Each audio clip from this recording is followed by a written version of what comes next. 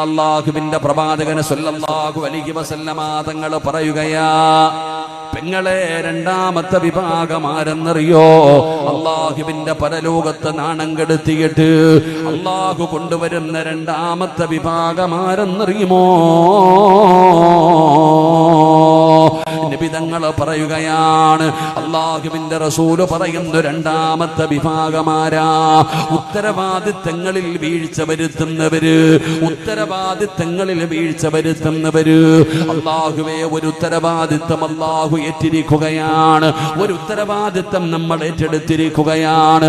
ആ ഏറ്റെടുത്തിരിക്കുന്ന ഉത്തരവാദിത്തങ്ങളിൽ നമ്മൾ വീഴ്ച വരുത്തിയാൽ നാളെ നാണം കെടുത്തുന്നവനെ പോലെ അല്ലാഹു കൊണ്ടുവരികയാ.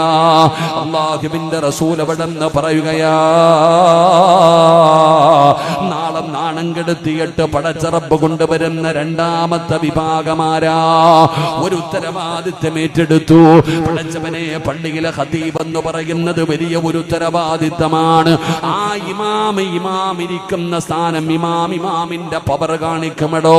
പറയേണ്ടത് പറയണം.